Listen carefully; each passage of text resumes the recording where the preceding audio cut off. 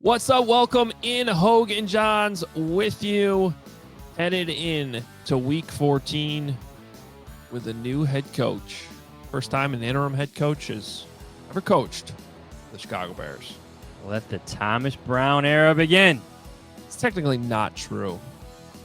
Chris Tabor a few years ago. That's not what the same It's when thing. Matt Nagy had COVID. It's not the same. Yeah, he's like technically an interim head coach for like a week. You get the gist. This is different. This is uncharted territory for the Bears. Bears and 49ers, possibly a winnable game. We'll find out. What's going on, Johnsy? What's going on? I can't believe we forgot to play the voicemails from Thanksgiving. No. Well, all right. In fairness, there was a lot going on. There has been. Yeah. There has been a lot to break down. When your head coach gets fired, you get sidetracked a bit. Kind of changes your week, kind of changes the whole process of covering the team for the rest of the year. But we got him, I believe. Yeah. We don't want these to be lost in space. These are I guess we're gonna have to go in a time machine a week ago. It was right about this time a week ago that we were recording an episode that ended up not being posted as a podcast because things changed quickly and the Bears did fire Matt Eberflus. But yes, we do have your voicemails from Thanksgiving, Bears and 49ers. We figure they'll still be pretty entertaining for you guys to listen to. So here you go. Hello? Do you know who this is? Oh, you didn't know? Your ass better call somebody! The Hoge and Jahns voicemail. The Hoge and Jahns voicemail line. Believe it or not, George isn't at home. Please leave a message at the beep. Got any questions or comments about the Bears? Give the guys a call before, after, or even during the game. Go Bears! Hey, Bear fans, B-Man is here. 2 divisional games in 5 days. Looks like I picked the wrong week to quit smoking, but the right week to quit flusing. Bear down. Guys, imagine if Ben Johnson comes to Chicago and tried to flip a ball out to Darnell Wright to make a pass. Imagine there's voicemails at that point. I don't think they'd be very good. Bear down. I couldn't even get my f***ing turkey in the oven before Matt Eberflus just lit a timeout on fire. Happy Thanksgiving. Fire Flus. This Bears team is so bad. Not only is Flus gone, but also Pohl should be gone. Heck, I'm starting to look at Kevin Warren. Well, there's 6 minutes left in the second quarter, and the Bears have 15 yards. So, you know what? I'm thankful for each and every one of those 15 yards. This Thanksgiving, I am grateful for the fact that my fiance's parents asked if I needed to watch the Bears game on Thanksgiving. And I said, you know what? No. This team is just not a coach away from looking like the Lions. The players suck. The coaches suck. And it's not going to get better. I'm starting to wonder, do we have a Ryan Poles problem? This team is not serious. Hoge, Jahns Cat, inside Ford Field, was just wowed by the Shabuzi performance. Not so wowed by ours. I'm in absolute hell. Hoge Cat, Jahns Fab, it's Bob Dabrowski calling in from Detroit, the Rock City, musical stuff. The Bears are playing the Lions. It's a nice little scrimmage. I wonder how much the Lions are paying them to come out and let them prepare for the postseason like this. I don't know why they're putting this on TV. I guess maybe because it's Thanksgiving, nothing else to do. It is what it is. So maybe tomorrow will be a good day, and Matt Eberflus will have a nice long vacation. Go Bears, I guess. That's it. I am ready for Thomas Brown to be the head coach. I can't take any more of Eberflus. Oh, my God. How is that moron going to come back to House Hall with a job? I know I made Hoge mad with this take last week, but perfect scenario. Caleb is a killer. He kills. Flus is a loser. He loses.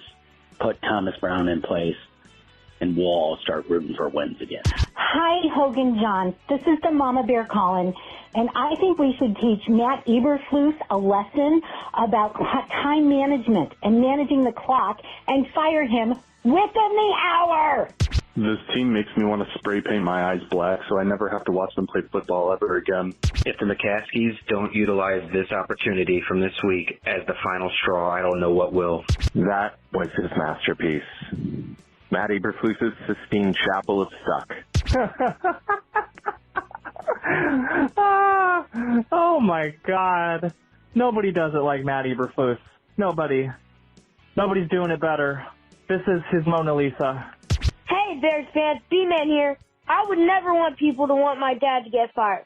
Fortunately, Matt Eberflus is not my dad. Bear down! That's fantastic. I think Bob Dabrowski got us a new shirt in there too. Wait, what did he say again? Go Bears, I guess. That'd be a perfect, obvious shirt. Oh man. Cool. Hey, some of those fans called it though. The McCaskies had seen enough. Or I think the locker room blow up later helped as well, but that was it for Matt Eberflus. I have been wondering that if the locker room blow up didn't happen,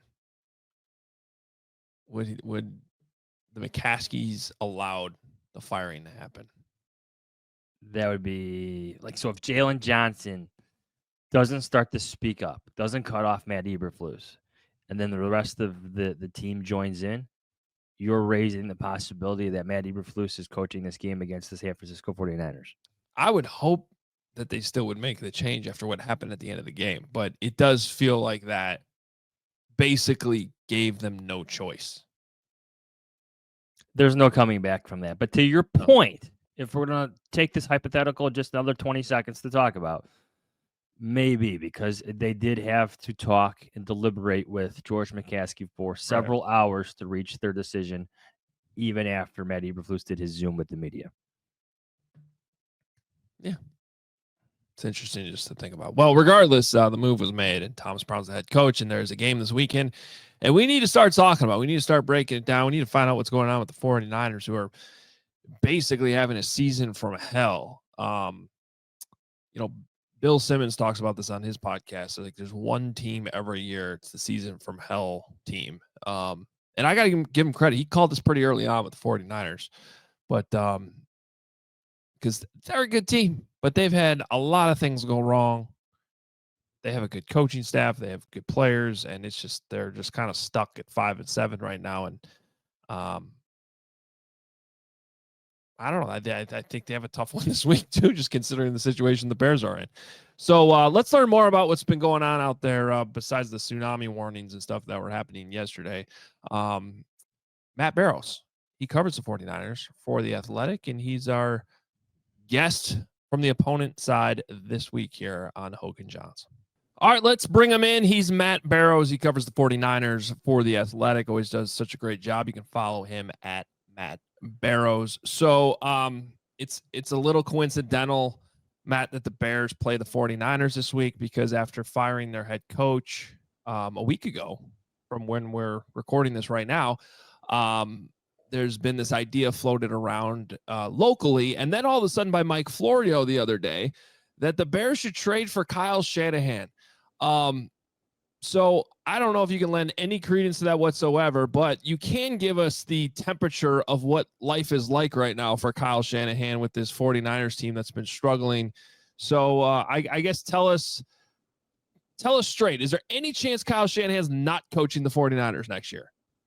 There's never no chance, but I'd say that chance is very slim. And I think it's very funny that people in Chicago are clamoring for a trade of Kyle Shanahan, because the fans in San Francisco, the vocal ones on Twitter, and I think you guys know the ilk that we're talking about, are all calling for Kyle Shanahan to be fired. Kyle Shanahan, horrible coach, can't win a Super Bowl, can't win in the fourth quarter, all sorts of issues. But I think it's funny that another team would be willing to shell out first-round picks in order to get him to come that way.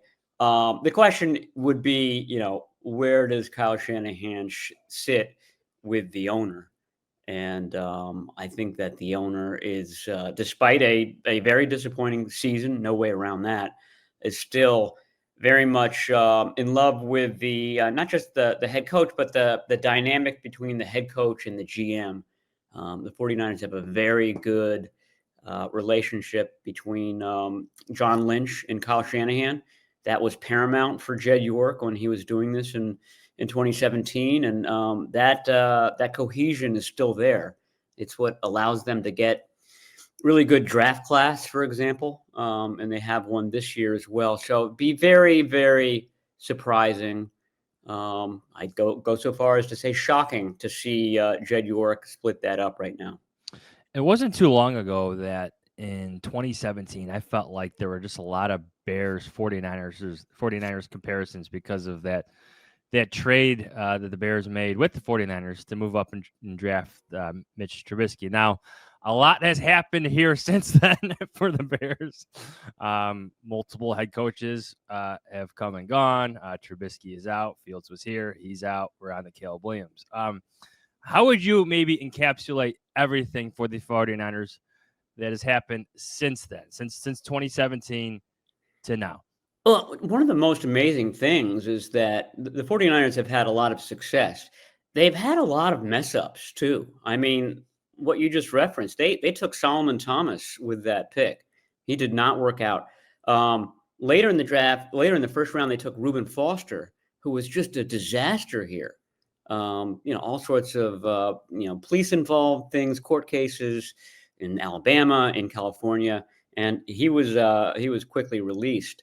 The Trey Lance debacle in 2021 is another example. Usually teams, regimes don't survive screw-ups that big. We're talking about, not just first-round picks, but high first-round picks.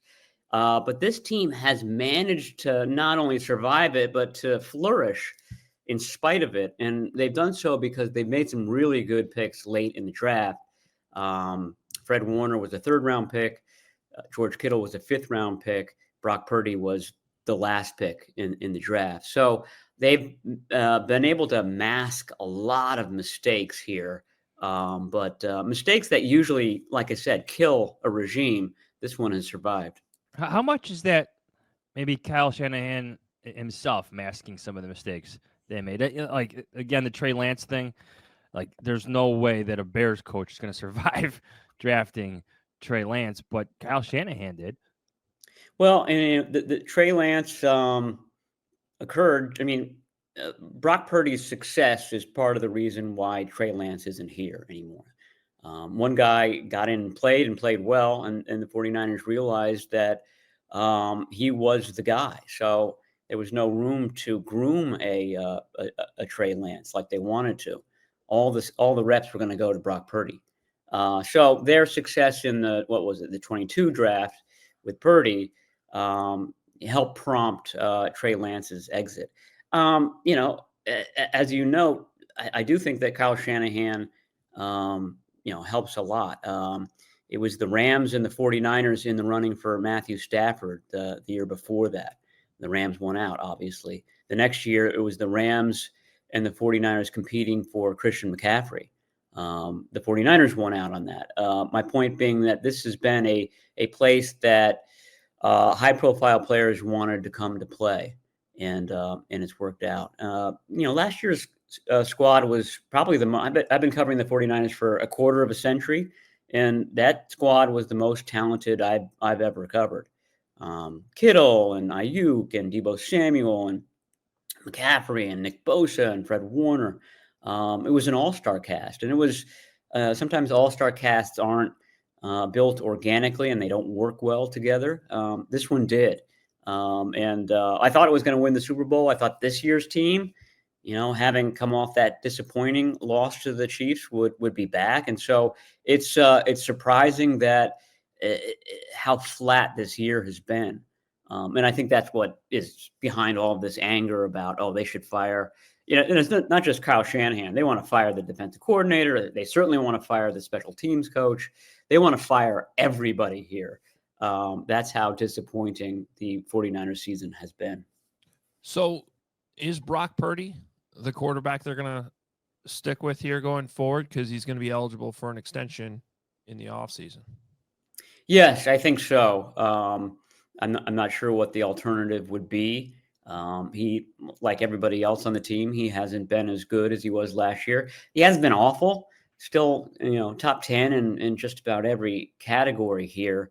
Um, Losing Brandon Ayuk. First of all, Brandon Ayuk had a very protracted contract snafu. I don't know what you want to call it.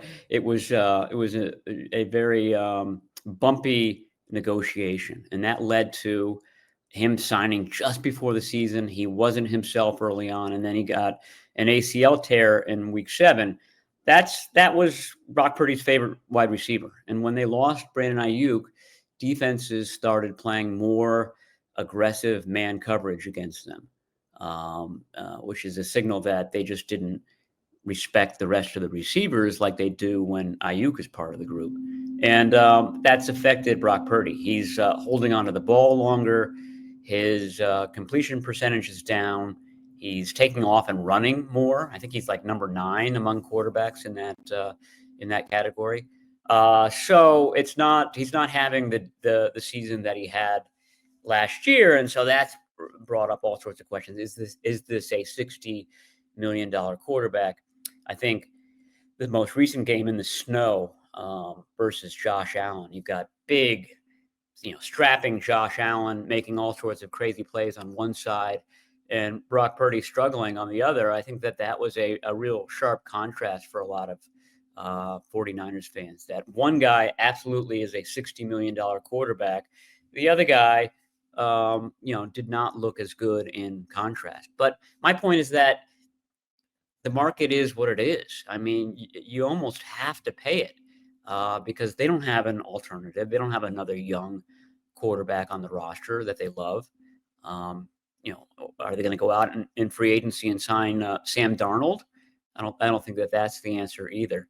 I thought that last night's game, the one against the Packers and the Lions, was should be a good guide for 49ers fans because I think Brock Purdy can be everything that Jared Goff is right now. He's actually much more athletic than Goff is.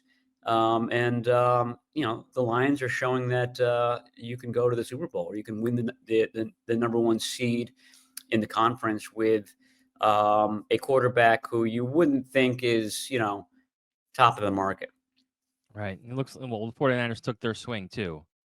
This big swing and a miss on Trey Lance as well. So many things have gone wrong for the 49ers this year.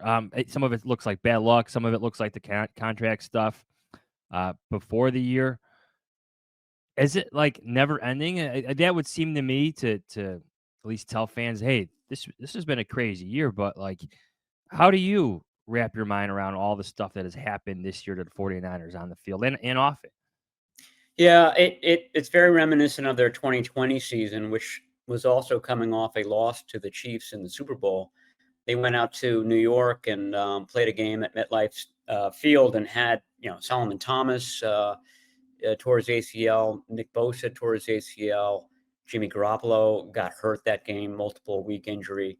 Raheem Mostert, their top running back, got hurt that week, multiple week injury. It was just a snake bit season. That was the COVID season out here in Santa Clara County. They weren't even allowed back into Santa Clara County. They had to finish out their season playing in Glendale, Arizona. I forgot about that. Home games at the end were in Glendale. They were sort of banished to Arizona for a good month or so. So it was just a bizarre year that you just kind of dismiss as the most horrible luck possible. And this year is following suit. I mean, this is ridiculous, and it got called off very quickly. But there was a tsunami warning yesterday in the Bay Area where people were told to seek higher ground. And it just, you sort of laugh at it because it's just, the most bizarre things are happening to this team. And some of it are tragic and involving, personal matters for Trent Williams, the left tackle, and Charvarius Ward, the cornerback, just sort of family issues that have happened this year that have really affected them. And again, it's just sort of I call it buzzard luck. It's like beyond bad luck. It just gets to cursed luck situation. Yeah, and then you had the whole. I mean, the Ricky Pearsall thing was probably the the biggest warning. I didn't even sign. mention that. Yeah, I know. Somehow, Deebo Samuel pneumonia, Christian McCaffrey, multiple injuries. There's so much here. Yeah, it goes on and on. So let's talk about what this looks like this week. Okay, right? Because the Bears. I mean, I think this applies to most new teams. I mean, we saw it with the Saints a few weeks ago. You fire your coach, get a new coach come in. There's always like kind of a new coach bump that lasts, a week or two, whatever it is. But it is, to me, it's a real thing. And then on top of that, with this Bears team, I don't know how you look at it, Matt, but one of the reasons why Matt Eberflus was fired here was because the roster is not terrible. It's not great, but it's a pretty decent roster. And they just haven't been getting enough out of it. So, I think the Bears kind of feel like they're on the upswing, at least this week. Where are the 49ers with all this stuff going on? Like, what is their confidence level right now? Does it feel like they're still in it in terms of, engagement, or are they just sort of at this point punting on the rest of the season? Yeah, their biggest hope is that the rest of the NFC West is just as mediocre as they are. No one's really running away with it, which means that the 49ers, despite their recent stumbles, are still, I don't want to say in the thick of it, they're behind, but they're certainly within striking distance. And they play the Rams after the Bears, and then they finish the season against the Cardinals. So there's still ground to make up. And they've lost a lot of talented players. But like I said earlier, this was a super talented team last year. So even when you lose an Ayuk and you lose Javon Hargrave, their defensive tackle, there's still a lot of talent left over. So there's always this idea that, okay, this is the week this team finally gets back on track and finally kind of finds its 2023 selves. We've been waiting now for 14 weeks for this, and it hasn't happened. So it's hard to see it occurring. The team that they fielded in Buffalo looked like a preseason team to me. I mean, guys getting their first starts of the year, undrafted rookies getting starts. I had to consult my roster at least 2 or 3 times. I mean, I cover this team as closely as anybody. I pride myself on knowing the numbers, like that very first week of training camp in July. I've got it all in my head, and I'm going back. Who is 41? I mean, it was a very ragtag team, and it's only going to be marginally better against the Bears. They allowed a lot of rushing yards to the Packers 2 weeks ago and to the Bills on Sunday. So, like I wrote for you guys in The Athletic, the avenue to win for the Bears is on the ground. I know there's not a robust run game there, but there's been a lot of holes in the 49ers defense these last couple of weeks. Before I ask you for that prediction, can we get an update on what Brandon Staley actually does for the 49ers? He used to be the former outside linebackers coach here for the Bears, obviously became the Chargers head coach. He's the assistant head coach now for Kyle Shanahan, I imagine. Yeah, on the defensive side, and he works with the DBs mostly, which was a surprise to me. I thought he would be more of a linebackers guy when they hired him. That's what his most recent background has been. But he works with the DBs. He's a consultant. He's was brought in to bring in an extra set of eyes. The 49ers have used the same sort of Pete Carroll, Seattle defense since Kyle Shanahan arrived. And I think that Shanahan decided, we would benefit from a different perspective.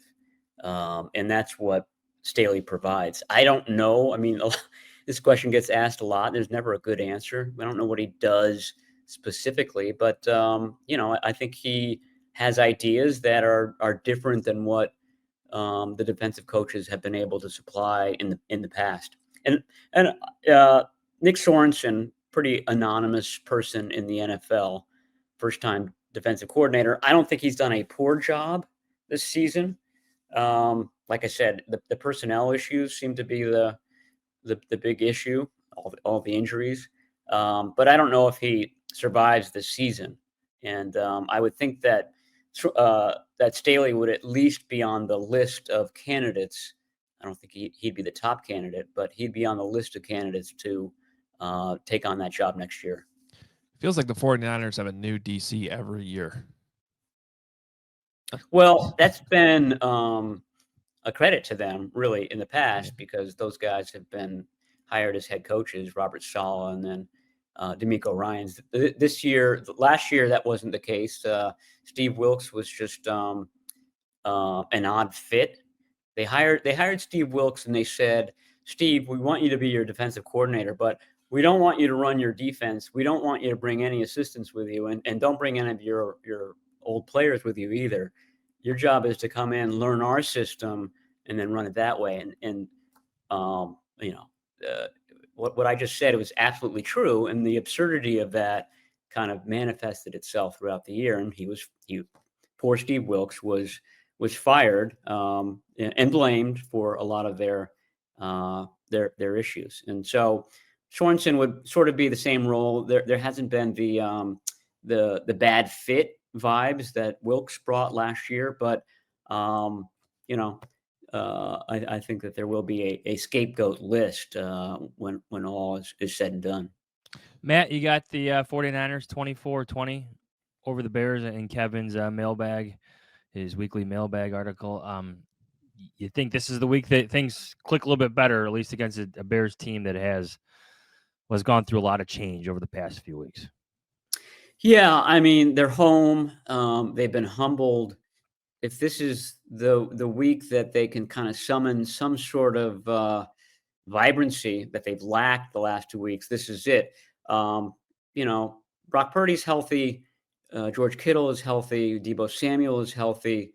Nick Bosa is a question mark. But my point is that there's still a lot of stars on this team, and a lot of veteran players who have played in big games. You would think that would be enough to get past a sort of, as you said, disjointed, changing Bears team. But I don't know. I mean, it's been a downward spiral. Would not surprise me at all if that spiral continued on Sunday. Matt, thanks so much. We'll be following your coverage all weekend, of course, at Matt Barrows and in The Athletic. Thanks, man. All right. Anytime, guys. Talk to you soon. Thanks, Matt. Well, there you have it, Adam. Kyle Shanahan is sticking in San Francisco. Did I get that right? San Francisco. San Fran. How do you feel about that? Yeah, it's a bummer for Brad from San Francisco. He's just gonna have to live with it. Kyle Shanahan's still his coach. It's a wild idea. It picks up steam when somebody like Mike Florio throws it out there. But can I give you a quick rundown of coaches that have been traded in recent years? Yes. 2023, Sean Payton, acquired by the Broncos. 2019, Bruce Arians. I forgot about this one. Acquired by the Buccaneers. 2006, so there's a break there. 2019 to 2006. Herm Edwards, acquired by the Chiefs from the Jets. 2002, this is a famous one. John Gruden, acquired by the Tampa Bay Buccaneers. 2000, Bill Belichick. I forgot about this as well. Acquired by the Patriots from the Jets for a first, fourth, and fifth round pick. They were forced by the league to give up right? compensation for how Bill, the famous story of Bill scribbled on basically a napkin that he was resigning, and then moving to New England, and the league had to step in and be like, whoa, that's sketchy. You're going to have to give something up. Happen. Yes. Yeah. The year before that, Mike Holmgren, Seattle Seahawks, second round pick to the Packers. 1997, Bill Parcells, the Jets. So that's the reverse, right? Jets to the Jets from the Patriots. And then in 1970, Don Shula, Miami Dolphins from the Baltimore Colts. Mm-hmm. A lot of big names on there. A lot of no. No. It's great that you read off all these names, because I think it's a realization to people that happens more than you think. It's like every few years. It does happen.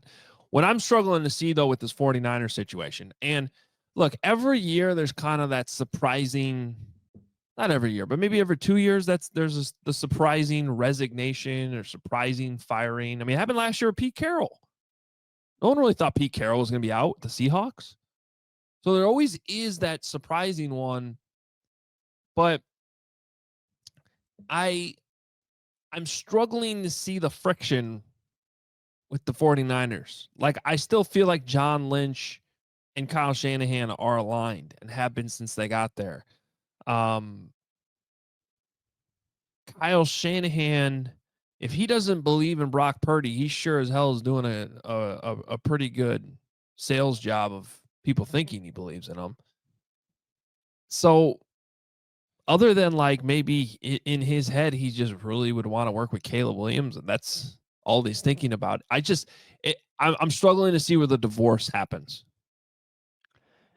Do you know what's going to happen? It's going to happen like a year from now. I'm serious. This is how things work out for the Bears. Sometimes they're just a year too late on things. Where eventually the 49ers, okay, maybe this is a good idea. You know, maybe Kyle Shanahan does want a new break. Maybe he doesn't want to coach Brock Purdy. Maybe he wants that veteran quarterback, or maybe like a Drake May to coach. Maybe it happens a year, 2 years from now, after the Bears have already gone through their coaching search run by Ryan Poles and Kevin Warren. Yeah. All right, let's get to 3 big questions. All right, 3 big questions. Kind of sticking with this point. Would you rather the Bears trade their extra draft capital in 2025 for a new head coach? Anyone, not just Kyle Shanahan, or to use it to rebuild their offensive line? Well, if it's anyone, then I'm going to say offensive line. I mean, if Kyle Shanahan becomes a real option, I think you have to seriously consider it. Who would your other options be? Give me like 2 names. Sean McVay. But are we just naming coaches that we want to trade for, or like we are? That's exactly what we're doing. Okay. Yeah, Sean McVay would be. Can I trade for Dan Campbell if we're just making things up at this point? Kalen Kaler, friend of the show, threw it out there that the Bears should trade for Kevin O'Connell. Okay, yeah. I'm sure the Vikings are going to give up their coach. They're not going to go for it. To a division rival. Like, what are we doing here? I guess. Yeah, hey, now here's the thing. The Sean McVay thing actually seemed more realistic to me than the Kyle Shanahan. Because Sean McVay at least was like flirting with leaving coaching altogether a few years ago to go in a TV booth. But I think that had more to do with just like the coaching lifestyle, not that he's unhappy in LA. In fact, I think he's very happy in LA. Doesn't he have that nice house in Malibu or on the shores of the ocean, or, you know? There's going to be a really nice one for sale in Lake Bluff. Good point. Lake Michigan, Pacific Ocean, basically the same thing. Nah, it's kind of nice. It is nice. That was a nice house. I mean, I'm glad it got it loved on Hard Knocks. All right, here's let me add this to this question. How much do you think Kevin Warren is like throwing this on the table for conversation right now, next week, or over the next 5 weeks as the Bears decide what their best course of action is? Well, I hope he's looking at every possible avenue. And that's why it's not completely crazy to talk about this stuff. Because if I had to predict how this dust settles here over this next 5 weeks, I really truly believe that Thomas Brown is going to be a serious candidate that they're going to have to consider. But if they're doing their jobs properly, they got to look at it like, well, can we do better than that? Can we bring in a big fish? And then I think they also have to really do their due diligence on Ben Johnson to figure out if he is the next Kyle Shanahan. Because to me, there's, similar vibes there where Kyle Shanahan just eventually elevated to just such a high level offensive coach and quarterback mind of a team that was going to the Super Bowl, and of course blew that game to the Patriots. But by that point, they had already signed up, essentially. Yeah, see, like I disagree. I think Kyle Shanahan he had already been the OC in Houston, the OC in Washington with his father. That whole offensive philosophy that he grew up in with, his father and Gary Kubiak. Mm-hmm. I don't think Ben Johnson has quite that resume quite that upbringing in the NFL. Like we mentioned in the previous show with Colton, like some of his influencers, John Shute, Mike Martin, Adam Gase. Yeah, no, I agree with you. I agree with you. And that's part of the reason why I'm skeptical about Ben Johnson. But that's what I'm saying is like so Kevin Warren and Ryan Poles need to figure out, is he the next Kyle Shanahan or is he the next Brian Daboll? Because it was just a few years ago, Brian Daboll was, this guy's he's doing amazing things with Josh Allen and the Buffalo Bills and all the stuff. And it turns out that's Josh Allen. Yeah. That's like my Joe Brady argument. I think it was Sheil Kapadia, former friend of the show. Yeah, why is he a former friend? Former athletic colleague, maybe? Friend of the show, Sheil Kapadia, used to do this column every year about his guideline for teams that are about to do their head coaching search. Yeah, I think he still repurposes it every year. Because it's still relevant every single year. And one of them, I feel like, has always been beware of the hot coordinator. Mm-hmm. Which is what Ben Johnson is. 3 years on. The question is he more? So, bring it back to the question. I want to use every draft pick the Bears have on the offensive line. Now, check that. Defensive line, too. Just in the trenches. 100%. Get that figured out. You know who has a good offensive line? The Lions. Ben Johnson. Number 2. Will the defense get a Thomas Brown-like boost from Eric Washington this week against the 49ers?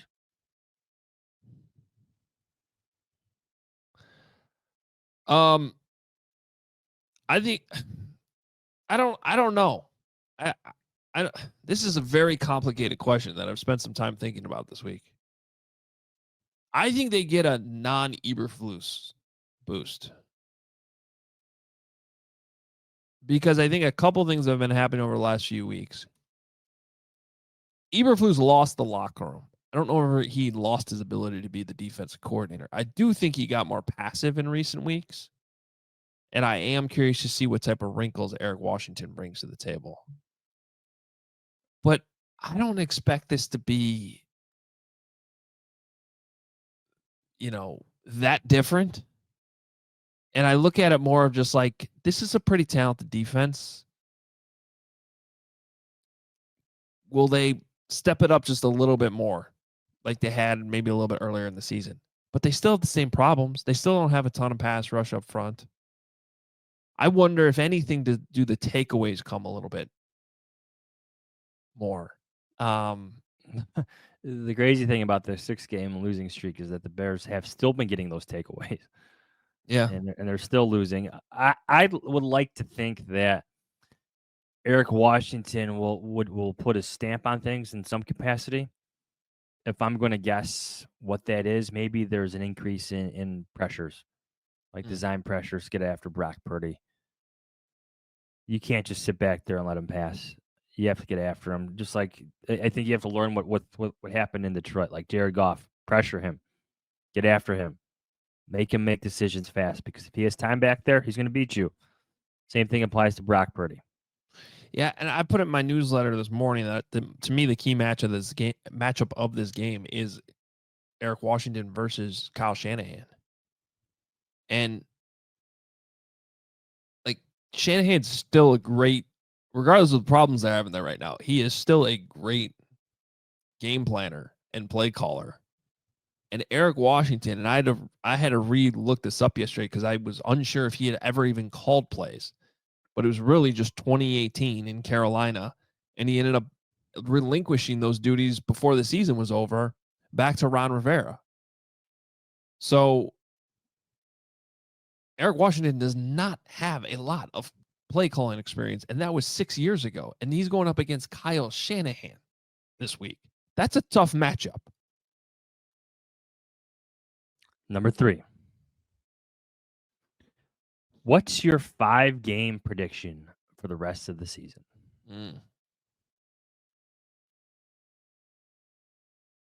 3-2. 3-2. Yeah. Is that good enough to keep Thomas Brown in the position that he's in? Obviously, the context matters. Caleb Williams how he plays. Does he make a push for Rookie of the Year? And most importantly, is one of those 3 wins against the Green Bay Packers in Week 18? Because that could have a big influence. Are the Green Bay Packers resting players for the playoffs? Maybe. What's your prediction? 2-3. I want to say 3-2, but I see 2-3. It's one of those I should know better things. I see this. I see the offense continuing to work. I just have questions about the defense, pass rush, Eric Washington's play calling ability, like you said. I need to see it. I know what Thomas Brown could do. I think that will get better with Caleb Williams. I do, but I'm not sure how this works out defensively. Does, looking at the seeding, it really, if anything's on the line for the Packers in the last week of the season, it's just going to be seeding. But they're not going to be hosting one of the games, so it's like, yeah, the NFC North side of the question for them. How much does it really matter? If they're, would you rather go to Seattle or Philadelphia? That would matter. They're a game ahead of Washington right now for the 6-7 seed. So we'll see. I feel like they're probably going to be in a position where they're going to at least have to play their starters some, but kind of getting ahead of ourselves there. Yeah, I'm gonna go 3-2. Okay. 2-3. All right. Over unders. This is from the Throw. Over under in times they'll post a list of possible head coaching candidates for next year's team at 1.5. You're definitely getting 1.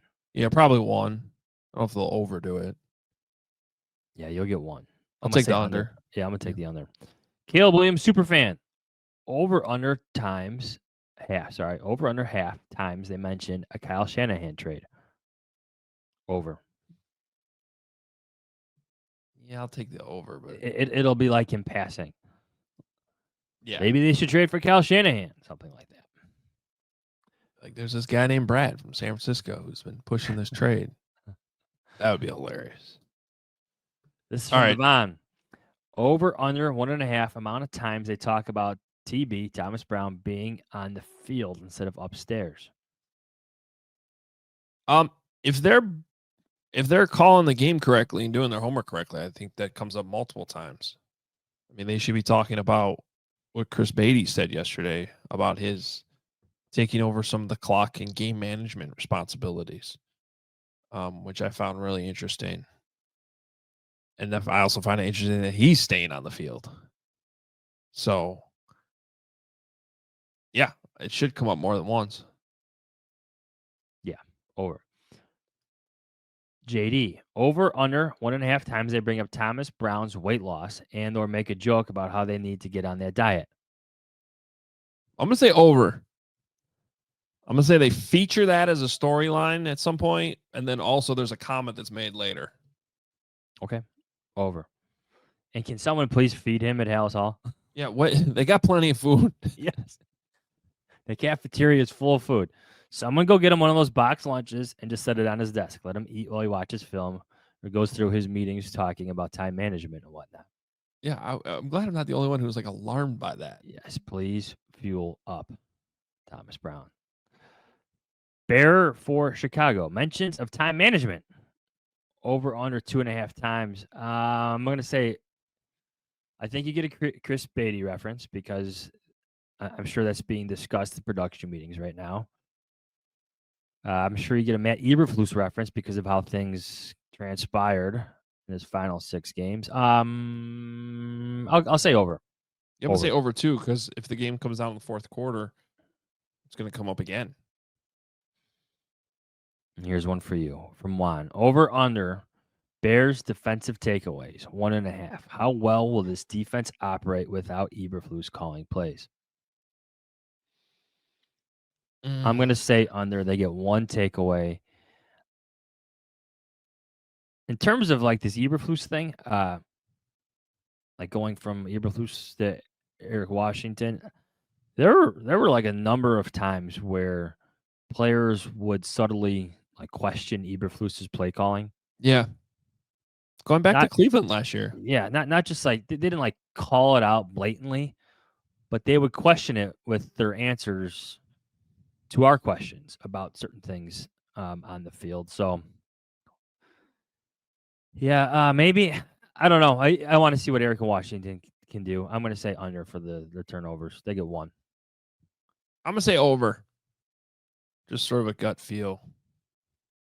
Well, if they get 2, I think the Bears win. Yeah. Yeah, but like you said, they've been winning the turnover battle. That stat that Kevin had earlier this week was actually a fun fact. Where the Bears are right up there with the top teams in turnover differential, and like all of those teams have winning records, and then there's the Bears. The Bears have a +1 point differential, and they're 4-8.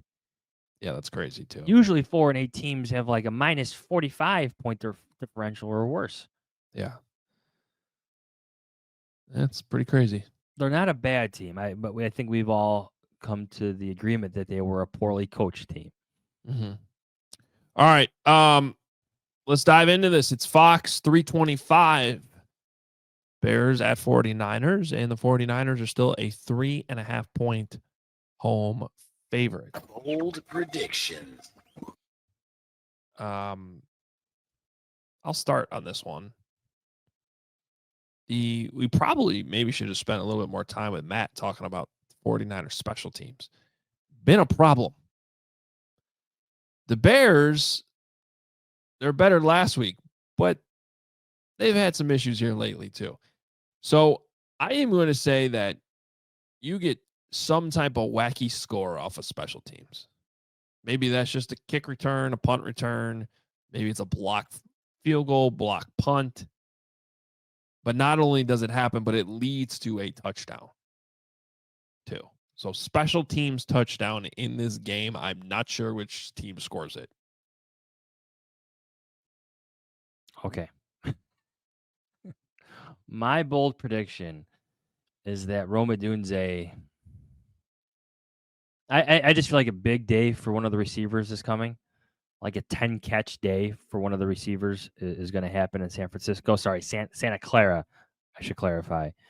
I'm going to give it to Rome Odunze. He has another breakout performance, 10 catches, 150-some yards. Just a big day from the rookie receiver. What did you make of Keenan Allen saying yesterday he might run it back? To come back here? Yeah. 3 things. Caleb Williams, Thomas Brown, and Chris Beatty. That's what I mean. I think that 3 people. I don't want to rule it out completely. But there's a lot of factors there. How much would the Bears be willing to pay him? Would he be willing to take a pay cut? He's going to have to.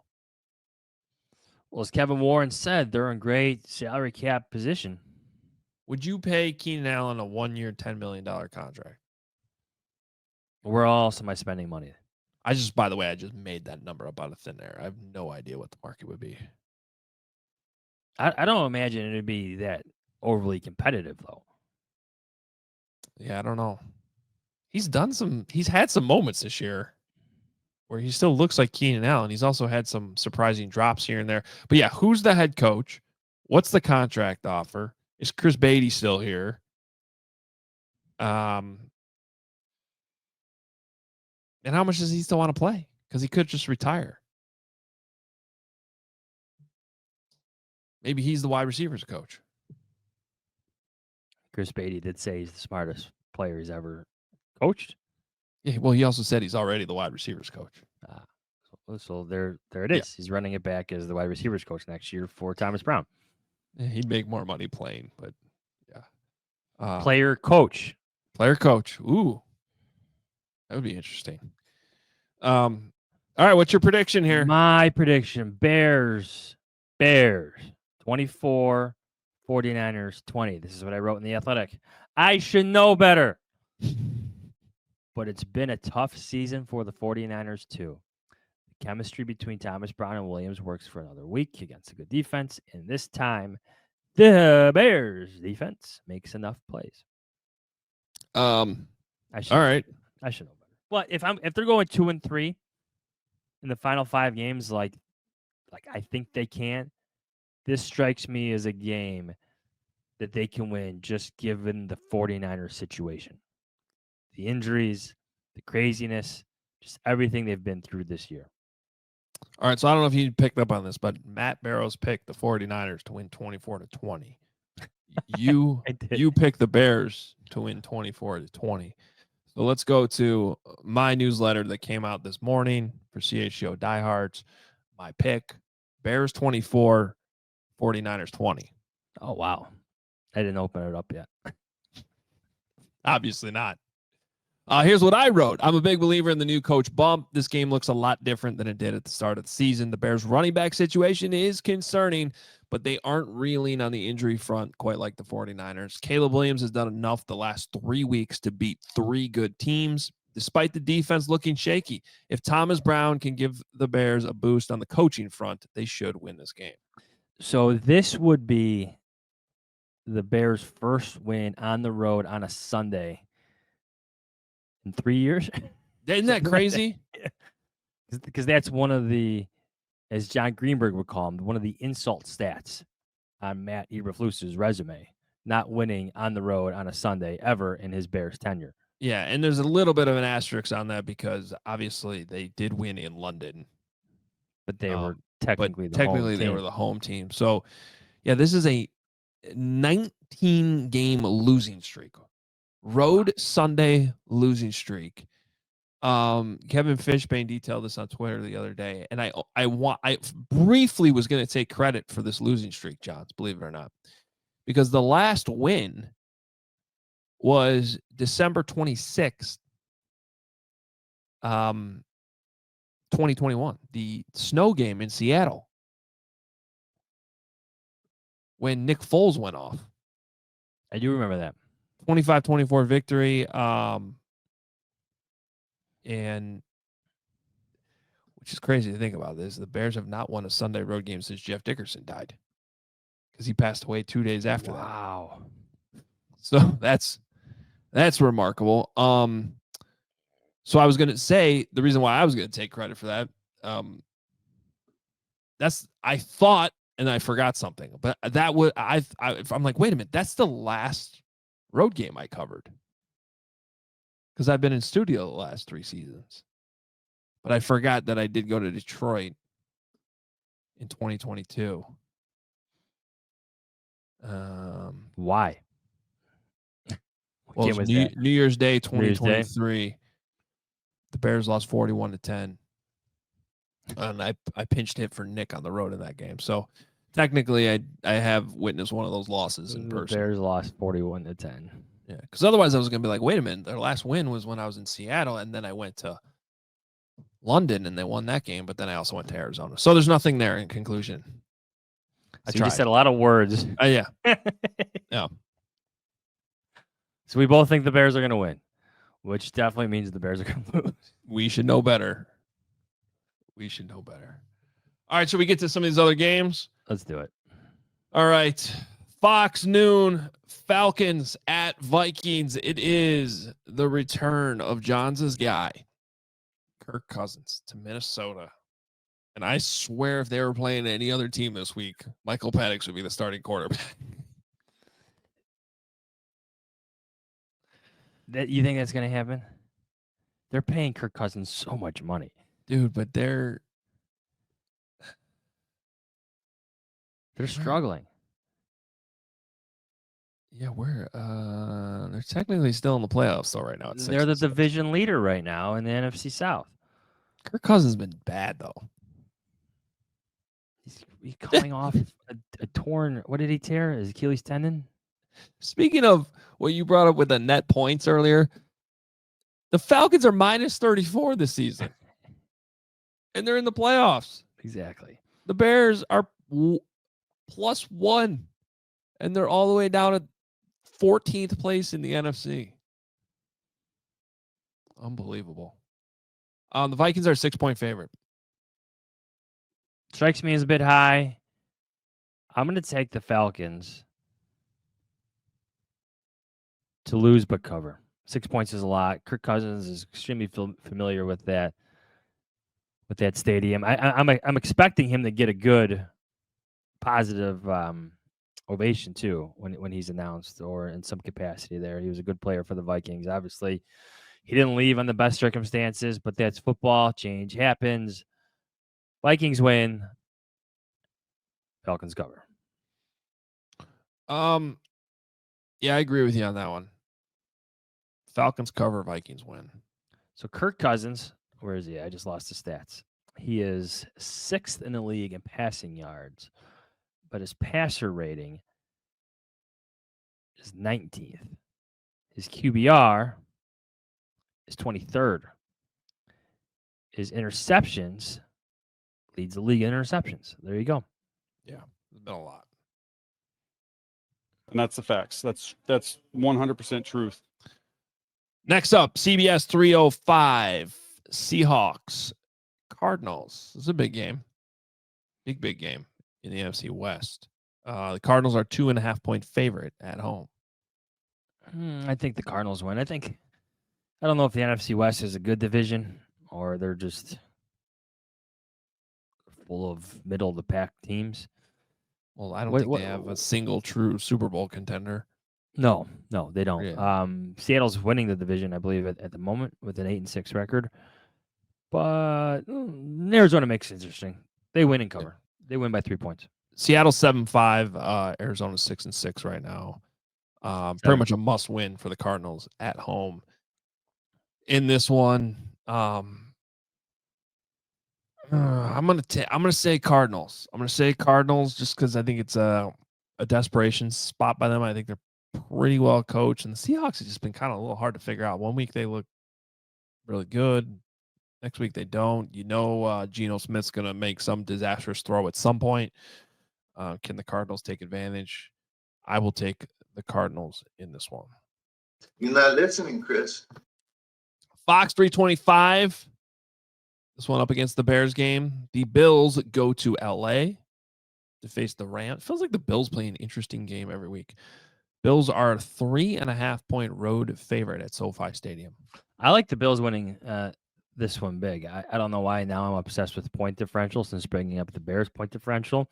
But the Rams at 6-6 have a -36 point differential. Maybe they're just not that good of a team. Maybe that division, like I just said, is not that good. The Bills, they're for real. Josh Allen, he is my MVP candidate, just having an outstanding season, especially given some of the changes that have happened in Buffalo. Give me the Bills winning by like 7 or 10 points. Yeah, I'll take the Bills here too. I like them in this one. They're just a better team.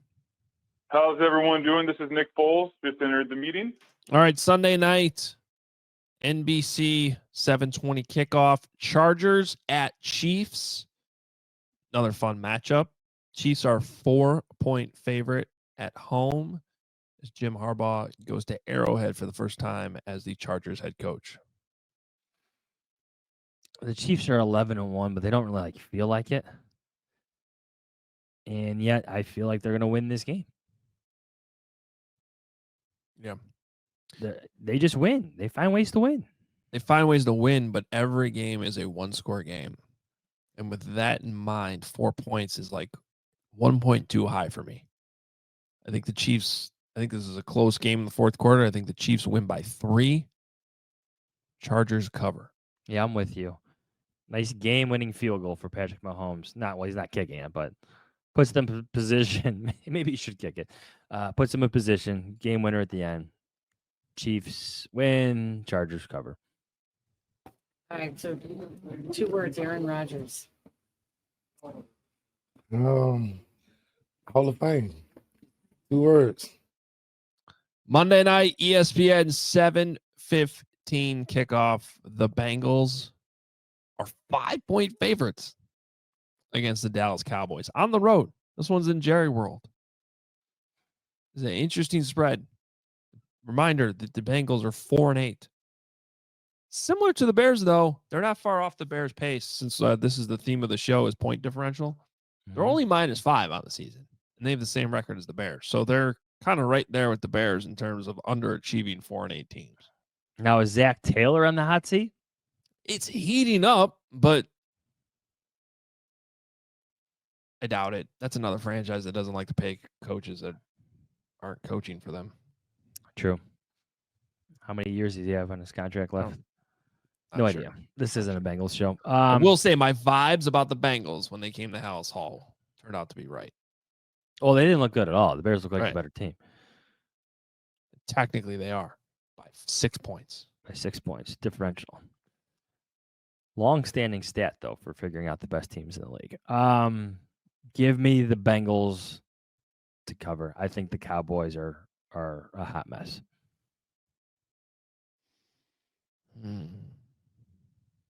It's a tough one.